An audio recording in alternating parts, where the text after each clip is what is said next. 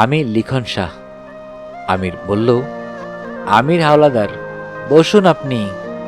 লিখন নিজ স্থানে বসল। আমির একটু দূরত্ব রেখে দূরে বসল। মজিদ মাতব্বর আমিরকে লক্ষ্য করে বললেন, কোথায় থাকি সারাদিন? বলেছিলাম না লিখন শাহ এসেছিল, এই যে ইনি। আমির শুষ্ক মুখে বলল, চিনি আমি, ওনার অনেক কাজ আমার দেখা। শব্দুল আলী, ফাতেমা, লিলি, লিখন সবাই হাসল। কেউ চিনে বললে আনন্দ হবারই কথা। রিদওয়ান আমিরকে বলল, জানিস আমির, লিখন বিয়ে করতে গ্রামে আসছে। আমির কিছু বলল না। ফরিনা জানতে চান, পাত্রী কে? কইলে না তো। লিখন বুক ভরা ভালোবাসা নিয়ে বলল, পদ্মজা, মোরল বাড়ির বড় মেয়ে।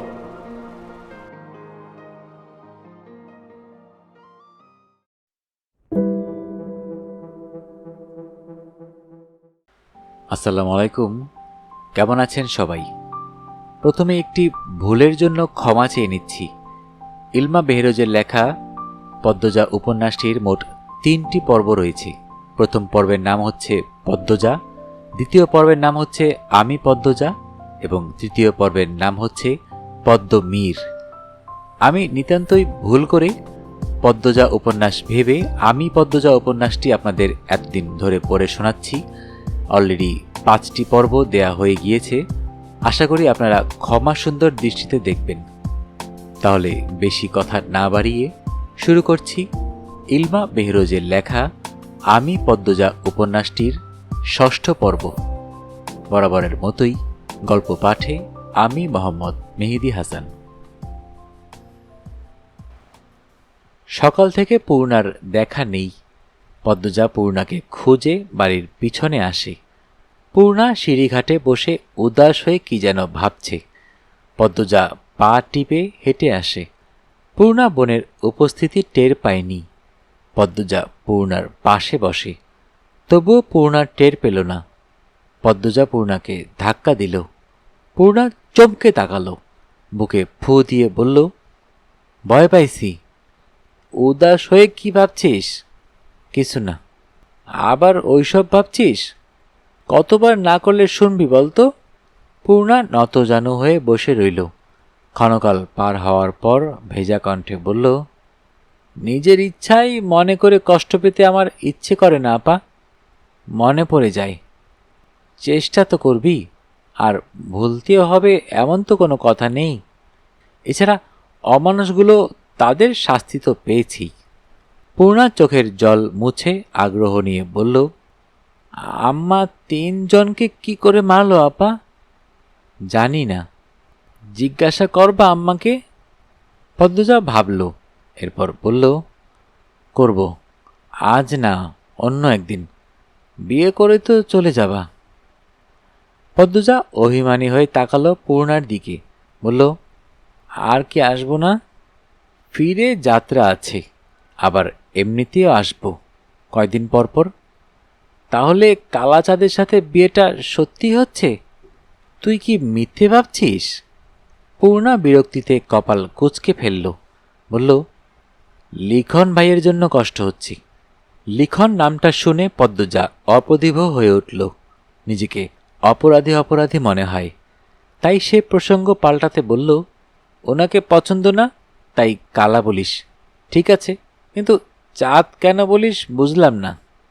পূর্ণা আর চোখে পদ্মজার দিকে তাকায়। এরপর যান্ত্রিক স্বরে বলল, পাতিলের তলার মতো কালা হয়ে আমার কালাচাঁদের মতো সুন্দরবনকে বিয়ে করতেছে বলেই কালাচাঁদ ডাকি, নয়তো কালা পাতিল ডাকতাম। আবার দরদ দেখিয়ে বলেও না, উনি তো এত কালা না, শ্যামলা। কথা শেষ করে পূর্ণা ঠোঁট বাঁকালো। পদ্মজা শব্দ করে হাসতে শুরু করল। কিছুতেই হাসি থামছে না। পূর্ণা পদ্মজার দিকে একদৃষ্টে তাকিয়ে থেকে বলল, তুমি খুব কঠিন আপা, খুব ধৈর্য তোমার, ঠিক আম্মার মতো। পদ্মজা হাসি থামিয়ে পূর্ণার দিকে তাকালো। সময়টা শুধু 2 বোনের। পদ্মজা মায়াবী স্বরে বলল, আর তুই ঠিক আম্মার বাহ্যিক রূপের জোড়া পর্ব। প্রান্ত প্রেমা হন্তদন্ত হয়ে ছুটে আসে নদীর ঘাটে। পদ্মজার উদ্দেশ্যে বলে, বড় আপা, দুলাভাই আসছে। আমির আসার খবর শুনেই বাড়ির পিছনের দরজা দিয়ে পদ্মজা নিজের ঘরে চলে গেল। এই লোকটা এত বেহায়া আর নির্লজ্জ। গতকাল সকাল বিকাল বাড়ির সামনে ঘুরঘুর করেছে, সেই খবর পদ্মজা পেয়েছে। আজ একেবারে বাড়িতে। বিয়ের তো আর মাত্র 3 দিন বাকি। এতটুকু সময় নিজেকে নিয়ন্ত্রণ করা কি সম্ভব নয়? পদ্মজা কপাল চাপড়ে বিড়বিড় করে, এ কার সাথে বিয়ে হচ্ছে আল্লাহ! উঠানে হেমলতা ছিলেন। আমির বাড়ির ভেতর ঢুকেই হেমলতার পা ছুঁয়ে সালাম করল। এরপর নতজানু হয়ে বলল, কেমন আছেন আম্মা? হেমলতার চক্ষু চড়ক গাছ। আমিরের সাথে মগা এসেছে। মগার সাথে মাছের ব্যাগ, মাথায় ঝুড়ি, তাতে মশলাপাতি, সাথে শাক সবজি। বিয়ের আগে এত বাজার, আবার আম্মাও ডাকা হচ্ছে। অপ্রত্যাশিত ব্যাপার স্যাপার। হেমলতা ঢোক গিলে ব্যাপারটা হজম করে নেন। ধীরে সুস্থে বলেন, ভালো আছি। তুমি ভালো আছো? বাড়ির সবাই ভালো আছে? জি জি, সবাই ভালো। আমির মগাকে ইশারা করল। মগা বারান্দায় মাছের ব্যাগ, মাথার ঝুড়ি রাখল। হেমলতা আমিরকে বললেন, এত সব বিয়ের আগে আনার কি দরকার ছিল, পাগল ছেলে? আমির হেসে ইতস্ততভাবে নতজানু অবস্থায় বলল, এমনি। যাও, ঘরে গিয়ে বসো। আম্মা। হেমলতা চলে যেতে গিয়ে আবার দাঁড়িয়ে পড়েন। আমির বলল, আম্মা, ক্ষমা করবেন, সন্ধ্যার আগে বাড়ি ফিরতে হবে। কোনো দরকার কি ছিল? আসলে আম্মা, পদ্মজার সাথে একটু কথা ছিল। আমির উসখুস করছে, খুব অস্থির। হাত পা এদিক ওদিক নাড়াচ্ছে, কিন্তু চোখ মাটিতে স্থির। হেমলতা আমিরকে ভালো করে পরখ করে নিয়ে বললেন, ঘরে আছে নয়তো ঘাটে। অনুমতি পেয়ে ব্যস্ত পায়ে হেঁটে গেল আমির। হেমলতা আমিরের যাওয়ার পানে চেয়ে থেকে ভাবেন, ছেলেটার সাথে এখনো চোখাচোখি হয়নি, সবসময় মাথা নত করে রাখে, কিন্তু কথাবার্তায় মনে হলো লাজুক নয় এই ছেলে। হয়তো গুরুজনদের সামনে মাথা নিচু করে রাখা ছোটবেলার স্বভাব। হেমলতা মুচকি হেসে লাহারি ঘরের দিকে এগিয়ে যান। পদ্মজার ঘরের শেষ প্রান্তে বারান্দা আছে। বারান্দা পেরোলেই বাড়ির পিছনের দরজা। আমির আসছে শুনে ঘর আর বারান্দার মাঝ বরাবর দরজায় পর্দা টানিয়ে দিল পদ্মজা। আমির ঘরের পাশে দাঁড়ালো। পদ্মজা বারান্দার দিকে। পর্দার কাপড় পাতলা, মসৃণ। আমির স্পষ্ট পদ্মজার অবয়ব দেখতে পাচ্ছে। তীর তীর করে বাতাস বইছে। সেই বাতাসে পদ্মজার কপালে ছড়িয়ে থাকা চুলগুলো উড়ছে অবাধ্য হয়ে। আমির ডাকল, পদ্মজা। কেমন আছো? ভালো। আপনি? ভালো। বেশ কিছুক্ষণ নীরবতা। পদ্মজা বলল, কি বলবেন বলুন? মায়াভরা চোখগুলো দেখার সৌভাগ্য কি হবে? আমিরের কণ্ঠে আকুতি, তৃষ্ণা। পদ্মজার অস্বস্তি হচ্ছে। বেহায়া মানুষ বড়ই বিপজ্জনক। সে পালানোর জন্য পা বাড়াতেই আমির হৈ হৈ করে উঠল, কসম লাগে পালাবে না। পদ্মজা মাথার ওড়না টেনে নিয়ে বলল, দরকারি কথা থাকলে বলে চলে যান। তাড়িয়ে দিচ্ছ? ছি, না। তোমায় না দেখলে আজ আর প্রাণে বাঁচব না। রাতে ইন্নালিল্লাহ। রসিকতা করবেন না, কাউকে না দেখে কেউ মরে না। রূপবতীর রূপ যে পুরুষ একবার দেখেছে, সে যদি বারবার না দেখার আগ্রহ দেখায়, তাহলে সে কোনো জাতেরই পুরুষ না। একবার দেখা দাও, কসম লাগে। বারবার কসম দিয়ে ঠিক করছেন না? আচ্ছা আচ্ছা, কসম আর কসম দেব না, একবার দেখা দাও। পদ্মজার দুই ঠোঁট হা হয়ে গেল। কি বলে মানুষটা? কসম করি বলছে আর কসম দিবে না? আমির ধৈর্যহারা হয়ে বলল, পদ্মবতী, অনুরোধ রাখো, এভাবে বলবেন না, নিজেকে ছোট লাগে। পর্দা সরাবো? পদ্মজা ঘামছে। বাতাসে অস্বস্তি, নিঃশ্বাসে অস্বস্তি, তবুও সায় দিল। আমির পর্দা সরিয়ে খুব কাছে পদ্মজাকে দেখতে পেল। কালো রঙের সালোয়ার কামিজ পরা পদ্মবতী, কপাল অবধি টেনে রাখা ঘোমটা। পদ্মজা চোখ তুলে তাকাতেই আমির বলল, জীবন ধন্য। পদ্মজা হাসি সামলাতে পারল না, অন্যদিকে মুখ ঘুরিয়ে হাসল। আমির বলল, এ মুখ প্রতিদিন ভোরে দেখব, আর প্রতিদিনই জীবন ধন্য হবে। এমন কপাল কয়জনের হয়? পদ্মজা কিছু বলল না। আমির আবেগে আপ্লুত হয়ে বলল, আমার ইচ্ছে হচ্ছে তোমার হাতে খুন হয়ে যাই। পদ্মজা চমকে উঠল, আশ্চর্য হয়ে বলল, আপনি পাগল? আমির কণ্ঠ খাদে নামিয়ে ফিসফিসিয়ে বলল, তোমার উপস্থিতি আমার নিঃশ্বাসের তীব্রতা কতটা বাড়িয়ে দিয়েছে টের পাচ্ছ? পদ্মজা দূরে সরে গেল, মনে মনে বলল, উফ আল্লাহ, আমি পাগল হয়ে যাব। এ কার পাল্লায় পড়লাম? জ্ঞান বুদ্ধি লাজ লজ্জা কিচ্ছু নেই। আর মুখে আমিরকে বলল, পেয়েছি, এবার আসি। আমিরকে কিছু বলতে না দিয়ে পদ্মজা বারান্দা ছাড়ল, বাড়ির পিছনে মগাকে পেল। মগার পথ আটকে বলল, মগা ভাই। মগা সবগুলো দাঁত বের করে হাসল, বলল, যে ভাবি যান। মগার মুখে ভাবি ডাক শুনে পদ্মজা বিরক্ত হল, কিন্তু প্রকাশ করল না। বিরক্তি লুকিয়ে বলল, লিখন শাহর কথা আপনি ওনাকে বলেছেন? উনিটাকে? আপনার আমির ভাই। যে ভাবি যান। মগার অকপট স্বীকারোক্তি।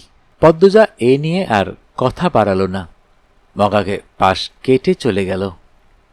মগা দৌড়ে এসে পদ্মজার পথ রোধ করে দাঁড়াল, ফিসফিসিয়ে গোপন তথ্য দিল। আগামী 2 দিনের মধ্যে লিখন শাহ আসছে, তার বাবা মাকে নিয়ে। খবরটা মগা গত সপ্তাহ পেয়েছে। পদ্মজার পায়ের নিচ থেকে মাটি সরে গেল। ঢোক গিলে নিজেকে আশ্বস্ত করে নিল। সে তো কথা দেয়নি বিয়ে করার, আর না কখনো চিঠি দিয়েছে। লিখন শাহ নিরাশ হলে এটা তার দোষ নয়, লিখন শাহর ভাগ্য। তবুও পদ্মজার খারাপ লাগছে, অপরাধী মনে হচ্ছে নিজেকে। জীবনে আবার কি কিছু ঘটতে চলেছে? বুক ধরফর ধরফর করছে। পদ্মজা ঘাটের সিঁড়িতে বসে রইল ঝিম মেরি। মোড়ল বাড়ির আনাচে কানাচে আত্মীয় স্বজনদের কোলাহল। পদ্মজা বিছানার এক কোণে চুপটি করে বসে আছে। ঘরে দুষ্টু রমণী আছে কয়েকজন, নিজেদের মধ্যে রসিকতা করছে, উচ্চস্বরে হাসছে, অথচ এরাই বিপদের সময় পাশে ছিল না। ভীষণ গরম পড়েছে। পদ্মজার পরনে সুতার কাজ করা সুতি শাড়ি, গরমে শুধু ঘামছে না, বমি পাচ্ছে। প্রেমা পদ্মজার পাশে বসেছিল। পদ্মজা প্রেমাকে ফিসফিসিয়ে বলল, এই বনু, আম্মাকে গিয়ে বলবি লেবুর শরবত দিতে। প্রেমা মাথা নাড়িয়ে চলে গেল শরবত আনতে। হেমলতা রান্নাঘরে ছিলেন।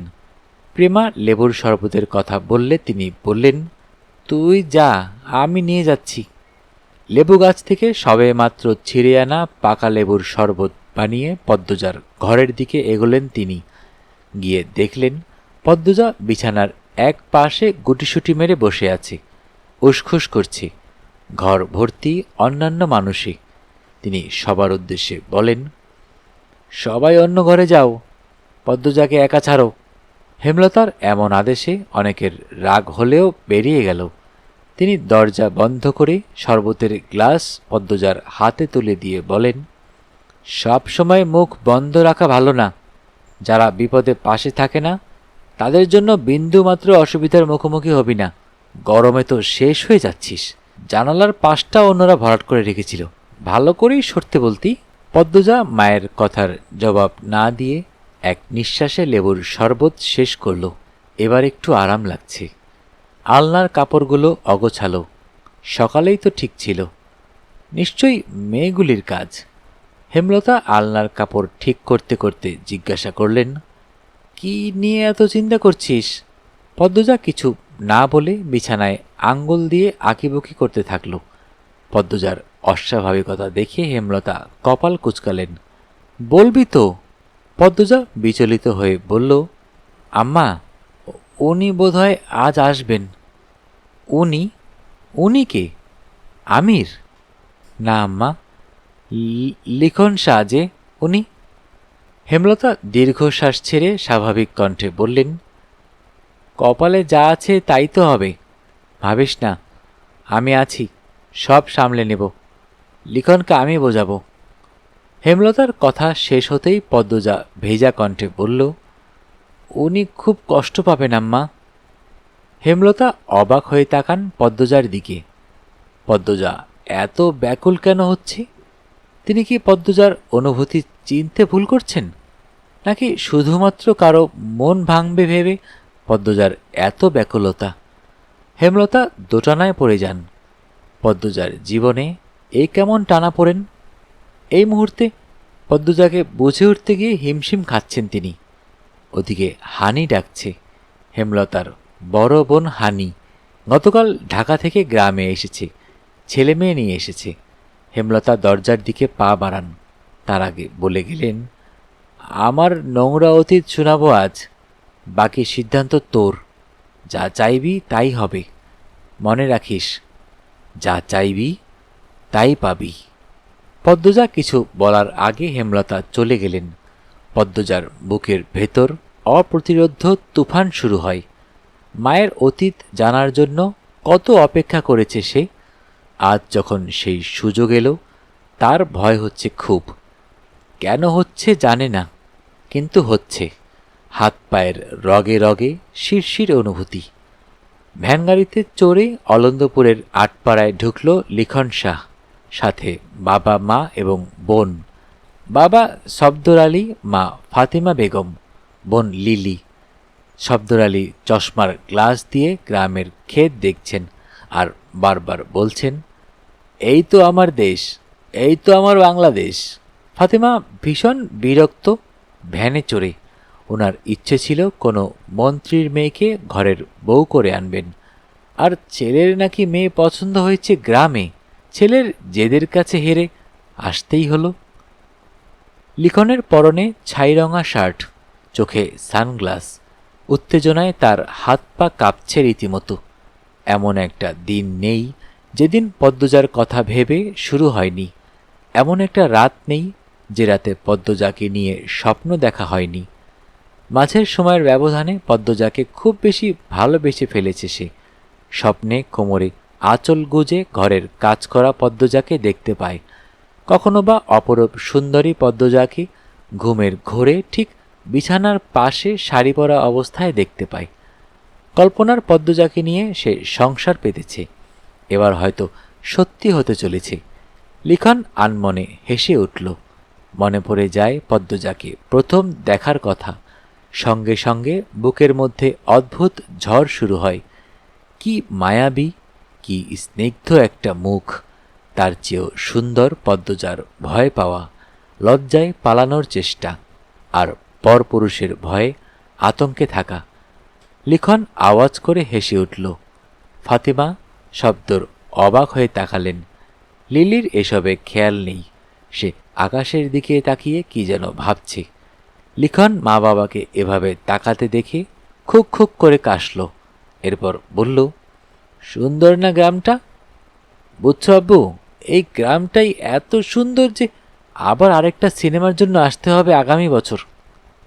শব্দর আলী প্রবল আনন্দের সাথে বলেন, সে ঠিক বলেছিস, মন জড়িয়ে যাচ্ছে দেখে। চারিদিকে গাছপালা, নদী, রাস্তাঘাটও খুব সুন্দর। এখানে একটা বাড়ি বানালে কেমন হয়? লিখন গোপনে দীর্ঘশ্বাস লুকালো। তার বাবা যখন যেখানে যায় সেখানেই বাড়ি বানানোর স্বপ্ন দেখেন, কিন্তু বানানো আর হয় না। ফাতিমা বিরক্ত গলায় বললেন, তা আমরা উঠছি কার বাড়ি? তোর পছন্দ করা মেয়ের বাড়ি নাকি অন্য কোথাও? মায়ের চোখে মুখে বিরক্তি দেখে লিখনের হাসি পেল। বলল, তোমাকে রাগলে এত ভালো লাগে আম্মু? ফাতিমা আর চোখে ছেলের দিকে তাকান। প্রশংসা শুনতে তিনি বেশ পছন্দ করেন। লিখনের মুখে প্রশংসা শুনে একটু নিভলেন। হয়েছে, আর কতক্ষণ? 5 মিনিট। অলন্তপুরের মাতব্বর বড় মনের মানুষ, আমাকে নিজের সন্তানের দৃষ্টিতে দেখেন। যতদিন ছিলাম প্রতিদিন খোঁজ নিয়েছেন, নিজের একজন লোককে আমার সহায়ক হিসেবেও দিয়েছিলেন। ওনার বাড়িতেই উঠব। লিলি চোখ মুখ বিকৃত করে বলল, অন্যের বাড়িতে উঠব? উফ, মারব ধরে। অন্যের বাড়ি তোর কাছে, আমার কাছে না। মজিদ চাচার বউ ফরিনা চাচি এত ভালো রাঁধেন, আমাকে নিজের হাতে খাইয়ে দিয়েছেন। ওনার একটাই ছেলে, ঢাকায় পড়ছে, ব্যবসা সামলাচ্ছে। তার সাথে অবশ্য সাক্ষাৎ হয়নি, কিন্তু ফরিনা চাচি সারাক্ষণ ছেলে ছেলে করতেন। আমাকে পেয়ে ছেলের সব ভালোবাসা ঢেলে দিয়েছিলেন। তাই ওই বাড়ি আমার কাছে আপন না লাগুক, বড় লাগে না। আর বিশাল বাড়ি, ওনারা বিব্রত হবেন না। 3-4 দিনেরই তো ব্যাপার। লিখনের এত বড় বক্তব্যের পাছে কেউ কিছু বলার মতো পেল না। হাওলাদার বাড়ির সামনে এসে ভ্যান থামে। বাড়ির চারপাশ সাজানো দেখে লিখন বেশ অবাক হলো। লিলি চারপাশ দেখতে দেখতে বলল, দাদা ভাই, তুমি বিয়ে করতে এসেছ, এই খবর ওনারা পেয়েছেন বোধহয়, তাই এত আয়োজন। লিখন লিলির মাথায় গাঁটটা মেরে বলল, বাড়িতে 2টো মেয়ে আছে, তাদের কারো বিয়ে হবে হয়তো, চল। ইটের বড় প্রাচীর চারদিকে, মাঝে বড় গেট। প্রাচীরের উচ্চতা 15 ফুট আর গেটের উচ্চতা 12 ফুট। গেটের পাশে দাঁড়িয়েছিল 2জন লোক। দুজনেই লিখনকে চেনে, তাই লিখনকে বাড়ির ভেতর ঢুকতে দিল। গেট পার হলেই খোলা জায়গা, প্রচুর গাছপালা, বেশি সুপারি গাছ এবং তাল গাছ, সব কিছু সুন্দর। 2 মিনিট হাঁটার পর রং করা টিনের একটা বড় ঘর, তার সামনে সিঁড়ি, সিঁড়ির দুপাশে সিমেন্টের তৈরি বসার বেঞ্চি। এই ঘরটাকে গ্রামে আলগা ঘর বলা হয়, কেউ কেউ আলগা ঘর বলে থাকে। অতিথিরা এসে বিশ্রাম করে, রাত্রি যাপন করে। ভেতরে ইট সিমেন্টের তৈরি 2তলা অন্দরমহল। আলগা ঘরের বারান্দায় বসেছিলেন মজিদ মাতব্বর, ফরিনা, রিদওয়ান। লিখনকে দূর থেকে দেখতে পেয়ে ওনারা অবাক হন, সেই সাথে খুশিও। শহরের 4 জন মানুষ হেঁটে আসছে, সর্বাঙ্গে আধুনিকতার ছোঁয়া, দেখতেও ভালো লাগে।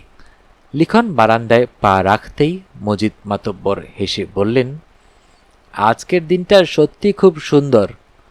লিখন হাসল। ফরিনা এবং মজিদ মাতব্বরকে সালাম করে বলল, এই হচ্ছেন আমার বাবা মা আর বোন, আর আম্মু আব্বু, উনি হচ্ছেন মজিদ চাচা, আর ইনি ফরিনা চাচি, আর ওই যে বড় বড় গোফদারিওয়ালা, উনি হচ্ছেন রিদওয়ান ভাইয়া, এই বাড়িরই আরেক ছেলে। মজিদ মাতব্বর একজনকে ডেকে বলেন চেয়ার দিয়ে যেতে, আর অন্দরমহলে খবর পাঠাতে মেহমান এসেছে। তাৎক্ষণিক চেয়ার ও ঠান্ডা শরবত চলে আসে। পরিচয় পর্ব শেষ হতেই লিখন প্রশ্ন করল, বাড়িতে কোনো অনুষ্ঠান চলছে নাকি? সে চলছে, আমার ছেলেটার বিয়ে, একমাত্র ছেলে। লিখন হাসে, চোখ পড়ে আলগা ঘরের ডান পাশে। কয়েকটা মেয়ে উকি দিয়ে তাকে দেখছে। লিখন আনমনে হেসে উঠল। কোনো মেয়ে যখন তাকে দেখে খুব তৃপ্তিদায়ক অনুভূতি হয়। নায়ক কি এমনি এমনি হওয়া? শব্দর আলী জিজ্ঞাসা করলেন, তাই নাকি? তাহলে তো ঠিক সময়েই এসেছি। আমরাও একমাত্র ছেলের বিয়ের প্রস্তাব নিয়েই এই গ্রামে এসেছি। মজিদ মাতব্বর আগ্রহ নিয়ে জানতে চাইলেন, মেয়ে কে? কার মেয়ে? আমাকে বলুন, এক্ষুনি বিয়ে করতে চাইলে এক্ষুনি হবে। শব্দর আলী লিখনকে প্রশ্ন করেন, মেয়ের পরিচয় বলো। লিখন কথা বলার পূর্বেই ফরিনা গেটের দিকে তাকিয়ে চিৎকার করে উঠলেন, এই তো আমার স্যারায় আয়া পড়ছে। আমির, এইখানে আয়, দেখা যা কারা আইছে। ফরিনার দৃষ্টি অনুসরণ করে সবাই পিছনে তাকালো। আমির চুল ঠিক করতে করতে এগিয়ে আসছে। হাঁটার গতিতে বোঝা যাচ্ছে বেশ চঞ্চল একটা ছেলে। আমির ঘেমে একাকার। কয়েক ফুটের দূরত্ব থাকা অবস্থায় লিখনকে দেখেই আমির চিনে ফেলল। মগার কাছে লিখনের বর্ণনা শুনেছি, এছাড়া লিখন একজন নামকরা অভিনেতা। তার অভিনীত ছায়াছবি সে দেখেছে। আমির হাঁটার গতি কমিয়ে এগিয়ে এলো। লিখন উঠে দাঁড়ালো, হেসে আমিরের সাথে করমর্দন করল।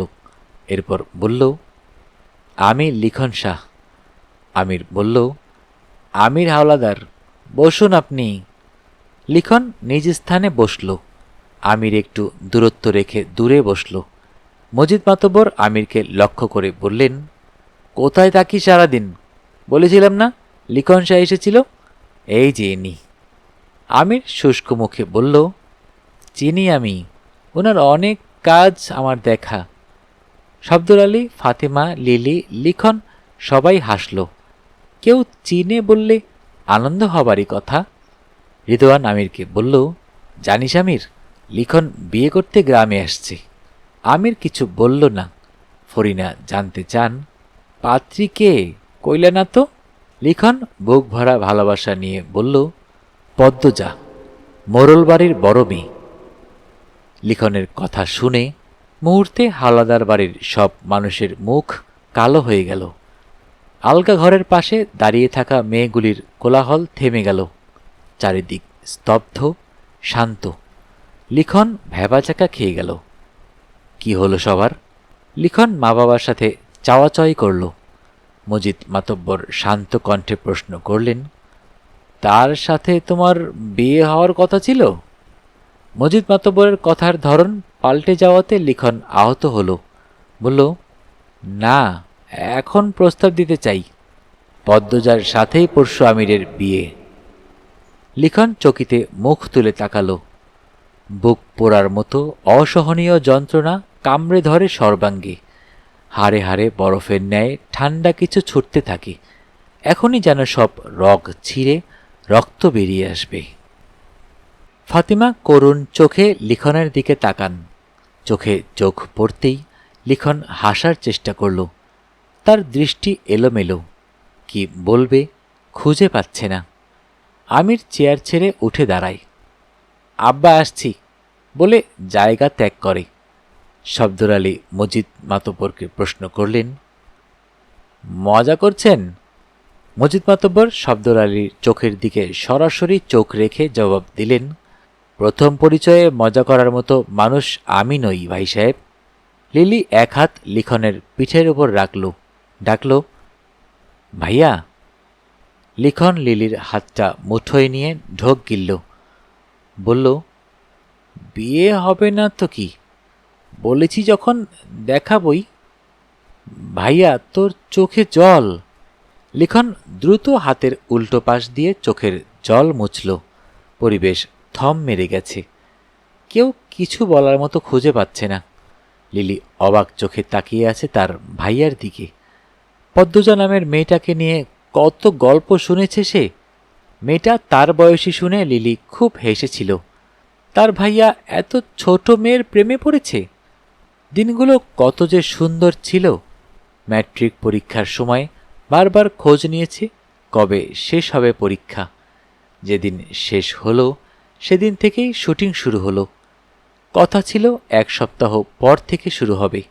কিছু জরুরি কারণে আগে শুরু হয়ে গেল, তাই আসতে কয়েকদিন দেরি হলো। মজিদ মাতব্বর স্তব্ধতা কাটিয়ে বললেন, বিয়েটা একটা দুর্ঘটনার জন্য খুব দ্রুত ঠিক হয়েছে। লিখন উৎসুক হয়ে জিজ্ঞাসা করল, কি দুর্ঘটনা? ফরিনা সন্দিহান গলায় বললেন, তার আগে তুমি কও তো, পদ্মজার লগে কি তোমার প্রেম ট্রেম আসিল? লিখন ফরিনার প্রশ্নে বিব্রত বোধ করল। ধীর কণ্ঠে জবাব দিল, না, শুধু আমার পক্ষ থেকেই। লিখনের উত্তরে ফরিনা সন্তুষ্ট হলেন। শব্দর আলী কি দুর্ঘটনা ঘটেছিল জানতে চাইলেন। মজিদ মাতব্বর সময় নিয়ে ধীরে ধীরে সব বলেন। সব শুনে লিখন আশার আলো দেখতে পায়। ভাবে এরকম একটা ঘটনা ঘটেছে, তাই অন্য কেউ পদ্মজাকে বিয়ে করবে না। এমনটা ভেবেই হয়তো পদ্মজার বিয়ে দিয়ে দেওয়া হচ্ছে। সে যদি এখনই বিয়ে করতে রাজি থাকে, তাকে ফিরিয়ে নাও দিতে পারে। আর পদ্মজা কি বিন্দু মাত্র ভালোবাসে না তাকে? বাসে, নিশ্চয়ই বাসে। লিখন নিজেকে নিজে সান্ত্বনা দেয়। শব্দর আলী আফসোস নিয়ে বললেন, কি আর করার, পরিস্থিতি হাতের বাইরে। আপনারা কিন্তু বিয়ে শেষ করে তবেই যাবেন, বললেন মজিদ মাতব্বর। ফাতেমা মতামত জানালেন দৃঢ়ভাবে, না না, আজই চলে যাব, এই গ্রামে আর এক মুহূর্ত না। শব্দর আলী মৃদু করে ধমকে বললেন, কি বলছো? কিছুক্ষণ পর সন্ধ্যা, এখন ট্রেন পাবে কোথায়? কাল ভোরে না হয় চলে যাব।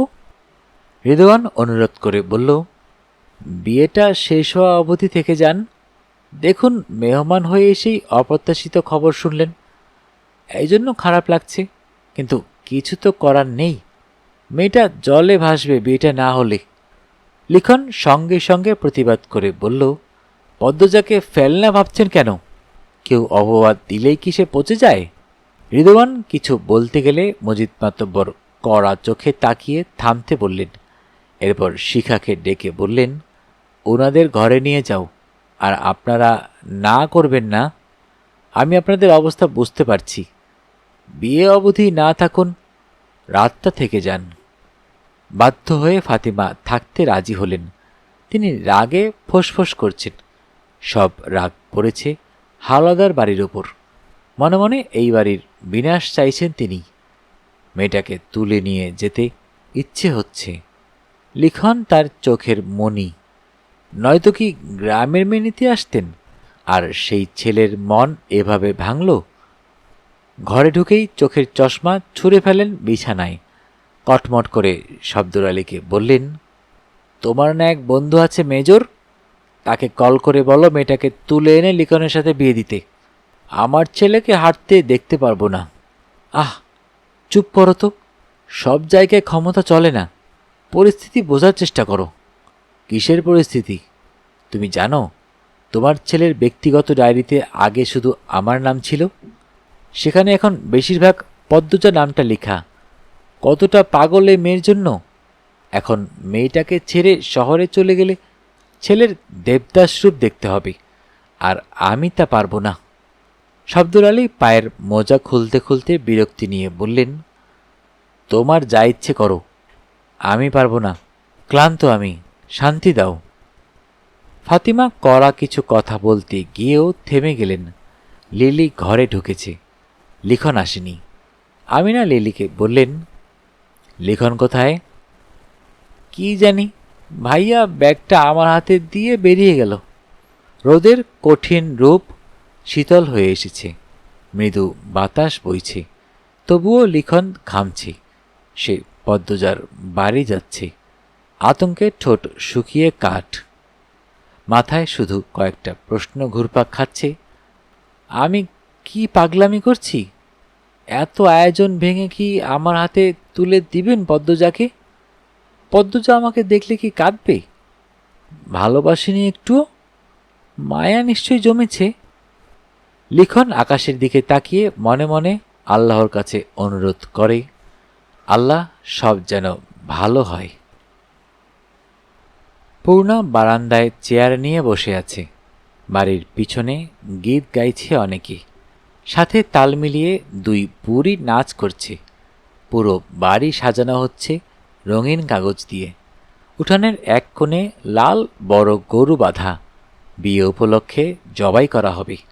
চারিদিকের এত আনন্দ পূর্ণার মন ছুঁতে পারছে না।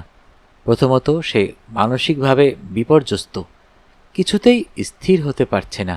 দ্বিতীয়ত পদ্মজার জন্য লিখন শাহ ছাড়া অন্য কাউকে তার পছন্দ হচ্ছে না। সব মিলিয়ে সে বিরক্ত। চোখ ছোট করে বাচ্চাদের খেলা দেখছে। হুট করে চোখে ভাসে লিখন কি। পূর্ণা দ্রুত চোখ কচলে আবার তাকালো। সত্যি তাই, খুশিতে আত্মহারা হয়ে পড়ে সে। হন্তদন্ত হয়ে ছুটে যায় পদ্মজার ঘরে। পদ্মজার কানে কানে গিয়ে বলে, লিখন ভাই আসছে, তুমি কিন্তু পালিয়ে যাবে আপা, এই বিয়ে কিছুতেই করবে না। কথা শেষ করে খুশিতে আবার ছুটে যায় বারান্দায়। এমন দিনে লিখনের উপস্থিতি পদ্মজাকে অপ্রস্তুত করে তোলে। গলা শুকিয়ে দম বন্ধ হওয়ার উপক্রম। মা, লিখন। লিখন বাড়িতে ঢুকে অবাক হয়ে সব দেখে। কত আয়োজন, কত মানুষ। তার স্বপ্নের রানী পদ্মজার বিয়ে, কিন্তু তার সাথে না ভাবতেই লিখনের বুক ছ্যাদ করে উঠল। লিখন বাড়িতে ঢুকে অবাক হয়ে সব দেখে, কত আয়োজন, কত মানুষ, তার স্বপ্নের রানী পদ্মজার বিয়ে, কিন্তু তার সাথে না ভাবতেই লিখনের বুক ছ্যাদ করে উঠল। মেয়েরা খুব আগ্রহ নিয়ে সুদর্শন লিখনকে দেখছে। লিখন পূর্ণাকে বারান্দায় দেখে এগিয়ে আসলো, প্রশ্ন করল, কেমন আছো পূর্ণা? পূর্ণা খুশিতে উচ্চকণ্ঠে জবাব দেয়, ভালো, খুব ভালো। ভাইয়া আপনি? পূর্ণা থেমে গেল।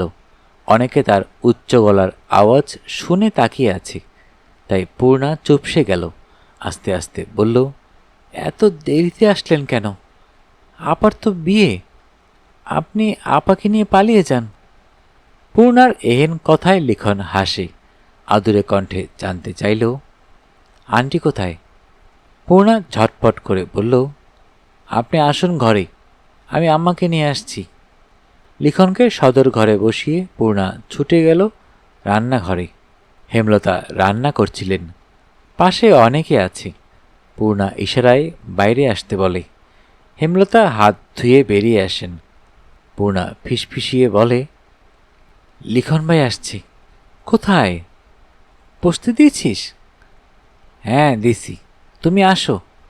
হেমলতা ব্যস্ত পায়ে হেঁটে সদর ঘরে আসেন। এসে দেখেন দুজন বয়স্ক মহিলা অনবরত লিখনকে প্রশ্ন করে যাচ্ছে, সে কই থেকে এসেছে, এই বাড়ির কি হয়, পদ্মজার মতো চোখ কেন, পদ্মজার আসল বাপের ছেলে নাকি, এমন আরও যুক্তিহীন কথাবার্তা। হেমলতা সবাইকে উপেক্ষা করে লিখনকে বললেন, লিখন, তুমি আমার সাথে আমার ঘরে আসো। লিখন হাফ ছেড়ে বাঁচে, হেমলতার পিছু পিছু চলে যায়। অনেকের নজরে তা আসে। একজন আরেকজনের সাথে আলোচনা করতে থাকে লিখন সাহাকে নিয়ে। সবাই ভেবে নিয়েছিল পদ্মজা যার সন্তান, এই ছেলেও তার সন্তান, এই জন্যই সবার মাঝ থেকে তুলে নিয়েছে, নয়তো কথায় কথায় ধরা পড়ে যাবে। লিখনকে মোড়ায় বসতে দিলেন হেমলতা। লিখন কিভাবে শুরু করবে বুঝে উঠতে পারছে না। হেমলতা শুরু করলেন, আমি জানি তুমি কি বলবে, তোমার 2টা চিঠি আমি পড়েছি। লিখন চমকে তাকালো, আবার স্বাভাবিক হয়ে গেল। হেমলতা বলেন, দেখো লিখন, পরিস্থিতি আর হাতে নেই। অন্য সময় হলে আমি পদ্মজাকে তোমার হাতে তুলে দিতাম। তুমি নম্র, ভদ্র, বুদ্ধিমান ছেলে, কমতি নেই কিছুতেই, কিন্তু এখন আর তা সম্ভব নয়। তবুও পদ্মজা তোমাকে নিজের মুখে যদি চায়, আমি তাৎক্ষণিক তাকে তোমার হাতে তুলে দেব, কিন্তু সে চাইবে না, কারণ সে তোমাকে ভালোবাসে না। আমার কথাগুলো শুনে কষ্ট পেও না, আমি সরাসরি কথা বলি।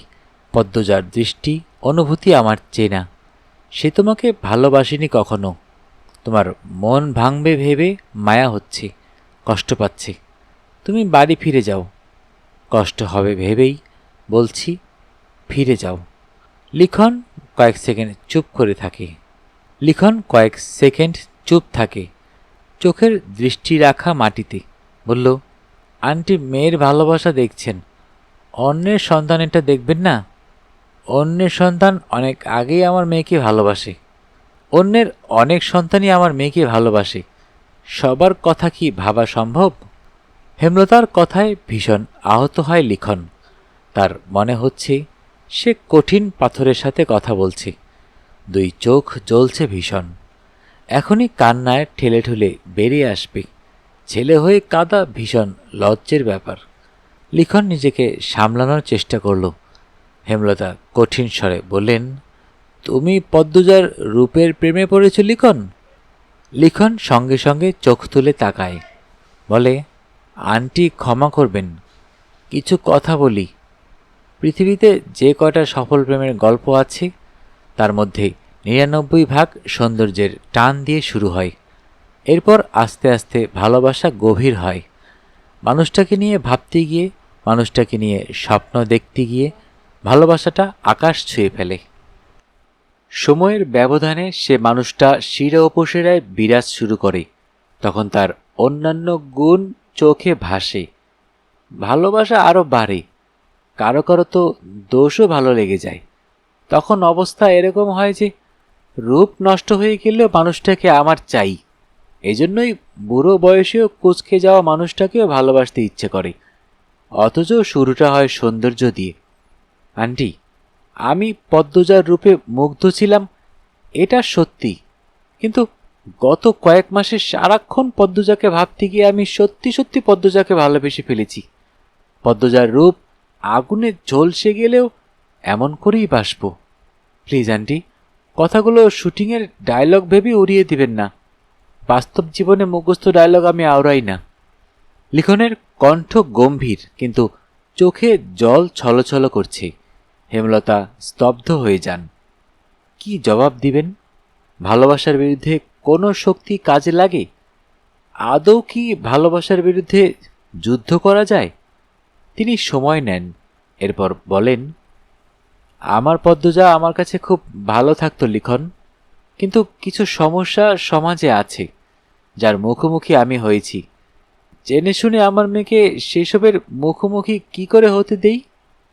লিখন হাত জোর করে বলল, প্লিজ আন্টি।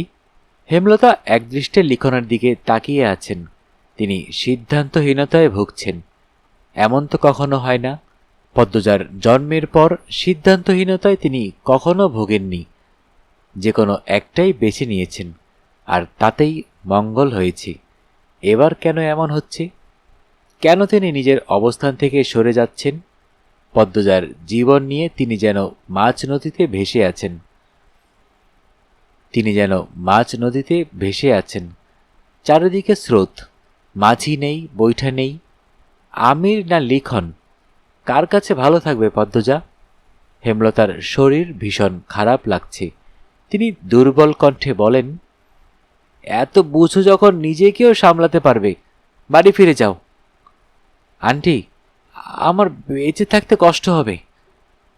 পদ্মজার সাথে যা হয়েছে তবুও সে বেঁচে আছে, আর তুমি এইটুকু মানিয়ে নিতে পারবে না? লিখন আর কথা খুঁজে পেল না। আহত মন নিয়ে উঠে দাঁড়ালো। হেমলতা দাঁড়াতে বললেন, ভীষণ ক্লান্ত লাগছে। তবুও হেঁটে এগিয়ে আসেন। লিখনের সামনে এসে দাঁড়ান। বললেন, নিজেকে শক্ত রেখো, অনেক দূর চলা বাকি। কারো জন্য কারো জীবন থেমে থাকে না। ভাগ্যে যা আছে তাই হয়। সব যেহেতু আয়োজন হয়ে গেছে, আর ভেবে লাভ নেই। তবে কবুল বলার আগেও যদি পদ্মজা বলে তার তোমাকেই চাই, আমি সব ভেঙে চুরে পদ্মজাকে নিয়ে চলে যাব তোমার বাড়ি। আমি আমার মেয়েটাকে ভীষণ ভালোবাসি বাবা। এই মেয়েটার সুখের জন্য আমি স্বার্থপর হয়েছি। অন্যের সন্তানের কষ্ট চোখে ভেসেও ভাসছে না। আমাকে ক্ষমা করে দিও। হেমলতার চোখে জলের ভিড়। লিখন ভীষণ অবাক হয়ে দেখে এই কঠিন মানুষটাকে।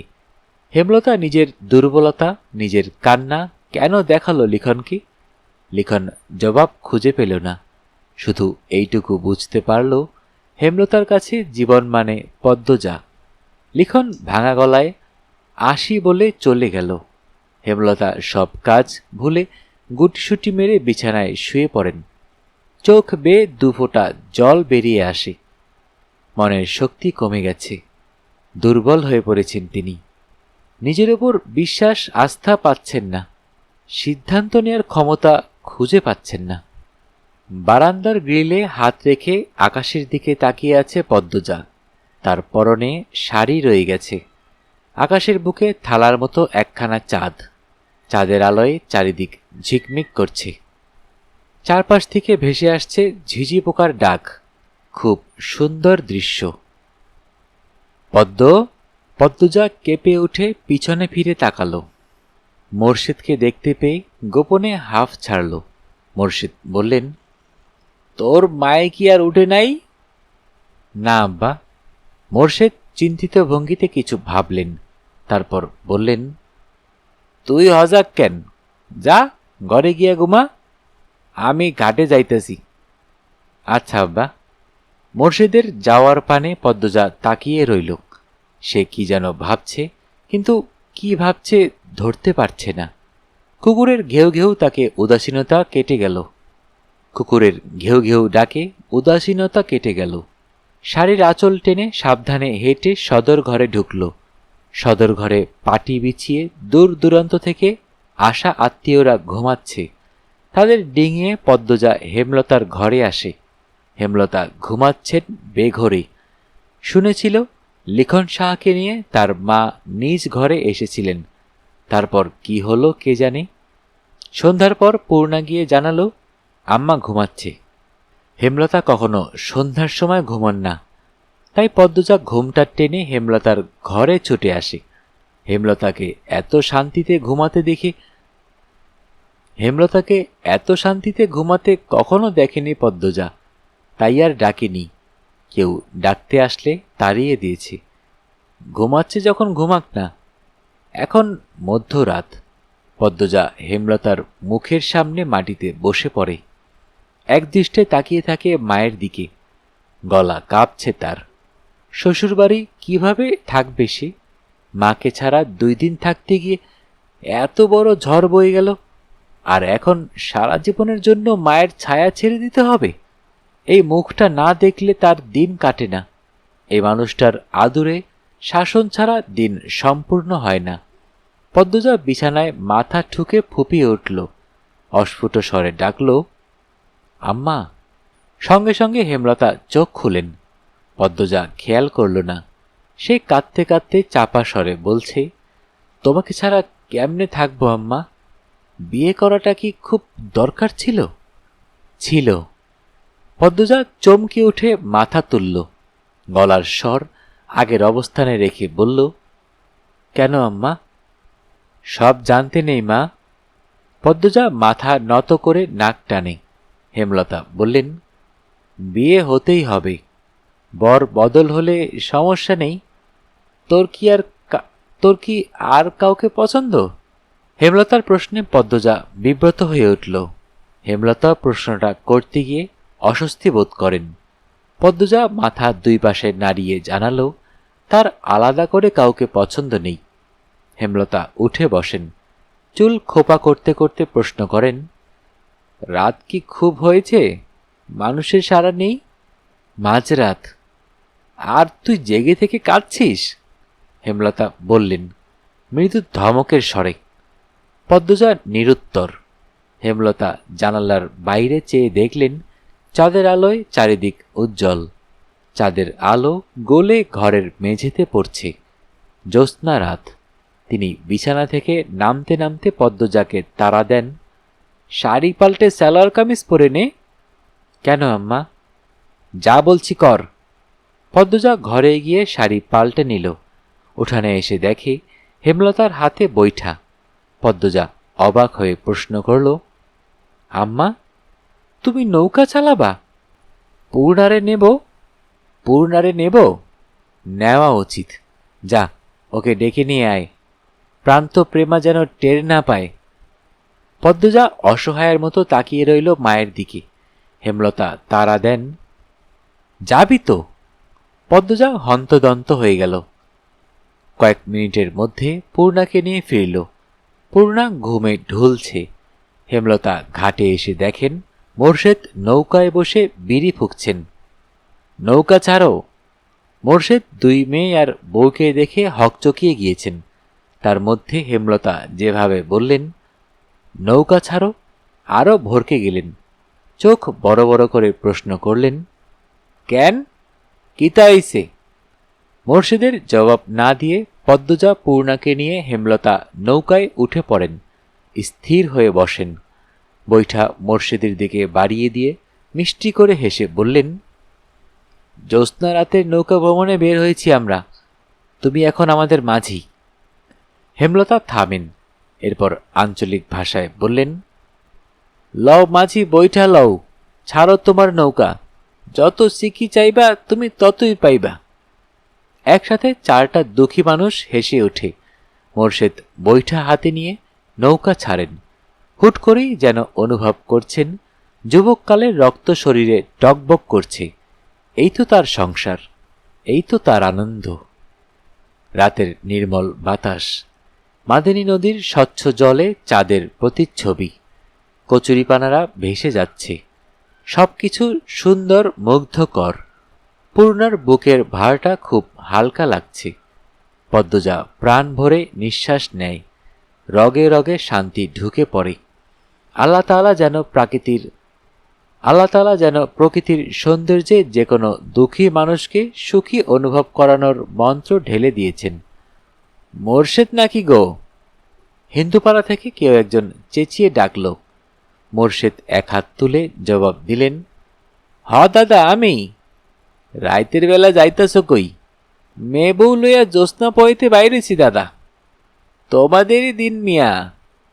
মোর্শেদ আর কিছু বললেন না, হাসলেন। ওপাশ থেকেও আর কারো কথা শোনা গেল না। নৌকা আটপাড়া ছেড়ে হাওরে ঢুকে পড়েছে। শাঁ শাঁ করে বাতাস বইছে, গায়ের কাপড় উড়ছে। হেমলতা দুই মেয়ের মাঝে এসে বসেন। তিনি চাদর নিয়ে এসেছেন। দুই মেয়েকে দুই হাতে জড়িয়ে ধরে চাদরে ঢেকে দেন। বাতাসে চাদর উড়ে আরও আওয়াজ তুলছে। চাঁদটা একদম মাথার ওপর, তাদের সাথে সাথে ঘুরছে। মোর্শেদ মনের সুখে গান ধরেন, লোকে বলে বলে রে ঘরবাড়ি ভালা নাই আমার, কি ঘর বানাইমু আমি শূন্যেরও মাঝার। ভালা কইরা ঘর বানাইয়া কয়দিন থাকমু আর, আমি কয়দিন থাকমু আর। আয়না দিয়া চাইয়া দেখি, আয়না দিয়া চাইয়া দেখি, পাকনা চুল আমার। লোকে বলে ও বলে রে ঘরবাড়ি ভালা নাই আমার। পাকনা চুল আমার বলতেই পূর্ণা ফিক করে হেসে ফেলল। পদ্মজাকে ফিসফিসিয়ে বলল, আব্বা বোধহয় এখনো জোয়ান থাকতে চায়। পদ্মজা হেসে চাপা স্বরে বলে, চুপ থাক, আব্বা কি সুন্দর গান গায়। মোর্শেদ গেয়ে যাচ্ছেন, এ ভাবিয়া হাসন রাজা, হায় রে ঘর দুয়ার না বাঁধে, কোথায় নিয়া রাখবো আল্লায়, কোথায় নিয়া রাখবো আল্লায়, তাই ভাবিয়া কান্দে। লোকে বলে ও বলে রে ঘরবাড়ি ভালা নাই আমার। জানত যদি হাসন রাজা, হায় রে বাঁচব কতদিন, বানাইতো দালান কোঠা করিয়া রঙিন। লোকে বলে ও বলে রে ঘরবাড়ি ভালা নাই আমার। মোর্শেদ থামেন। তিন মা মেয়ে একসাথে হাতের তালি দিল। হাতের তালিতে চারপাশ মুখরিত হয়ে উঠল। এত সুন্দর সময়, এত সুন্দর রাত বারবার ফিরে আসুক। মোর্শেদ হাঁ করে তাকিয়ে থাকেন সামনে থাকা তিনটা মানুষের দিকে। তাদের চোখে মুখে খুশি ঝিলিক মারছে, অথচ তিনি জানেন এক একজন কতটা দুঃখী। মোর্শেদ ঢোক গিলে লুকায়িত এক সত্যের কষ্ট লুকিয়ে যান। হেমলতা আর তিনি ছাড়া এই কলিজা ছেঁড়া কষ্ট কেউ জানে না। মোর্শেদ হেসে বললেন, এই অবাগা মাঝিরে কি আপনারা আপনাদের মাঝে জায়গা দিবেন? মোর্শেদের কণ্ঠে শুদ্ধ ভাষায় মিষ্টি আবদার শুনে পদ্মজা পুলকিত হয়ে উঠল। ইস, আজ সব কিছু কত সুন্দর। পূর্ণা বলে, দেব, এক শর্তে, নৌকা চালানোর বিনিময়ে শিখি যদি না নেন। মোর্শেদ মেয়ের রসিকতা দেখে হা হা করে হাসেন। সেই হাসি বারবার প্রতিধ্বনিত হয়ে ফিরে আসে কানে।